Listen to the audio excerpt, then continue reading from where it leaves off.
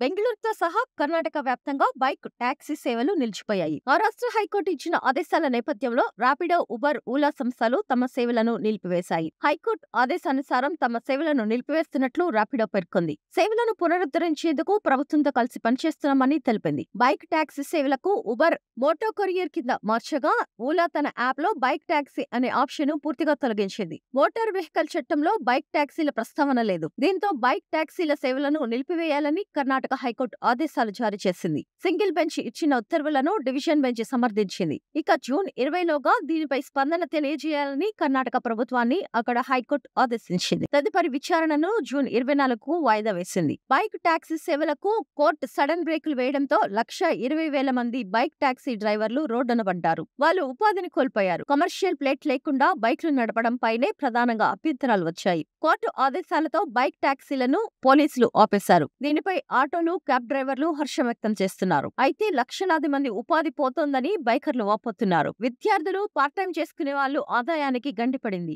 ఇక ఆటోలు, క్యాబ్ల కిరాయిలు భరించలేని పేద మధ్యతరగతి జనానికి బైక్ టాక్సీలు అందుబాటు ధరల్లో రవాణా సౌకర్యం కల్పిస్తున్నాయి. దీంతో ఆయా వర్గాల ప్రజల నెత్తిన పిడుగుపడినట్లయింది. దీంతో గిగ్ వర్కర్లు ఉపాధిని కోల్పోకుండా చూడాలని సీఎం సిద్ధరామయ్య కాంగ్రెస్ అధినేత రాహుల్ గాంధీకి నమ్మ బైక్ టాక్సీ అసోసియేషన్ విజ్ఞప్తి చేసింది. ఇదే నేపథ్యంలో బెంగళూరు జయనగర్ బాటా షోరూం దగ్గర ఓ రాపిడో డ్రైవర్, మహిళా ప్రయాణికురాలి మధ్య ఘర్షణ జరిగింది. బైక్ రైడర్ ని 2 సార్లు కొట్టింది ఆ మహిళ. దీంతో ఆ మహిళను చెంపపై కొట్టాడు రాపిడో డ్రైవర్. ఈ సంఘటన తర్వాత బైక్ టాక్సీ ప్రయాణికుల భద్రతపై సందేహాలు వ్యక్తమవుతున్నాయి. హైదరాబాద్ లో 1,10,000కు పైగా బైక్ టాక్సీలు నడుస్తున్నాయి. 1,00,000 మందికి పైగా దీని ద్వారా ఉపాధి పొందుతున్నారు. ఇక డైలీ లక్షలాది మంది పేద మధ్యతరగతి ప్రజలు బైక్ టాక్సీలని నమ్ముకొని ప్రయాణాలు సాగిస్తున్నారు. ఇప్పుడు కర్ణాటక ప్రభావంతో మిగిలిన మెట్రో సిటీల్లో కూడా బైక్ టాక్సీ రైడర్లకు, వాటి మీద ఆధారపడ్డ జనానికి దడ మొదలైంది. ఇక చివరకు ఇది ఎటు దారి తీస్తుందో చూడాలి.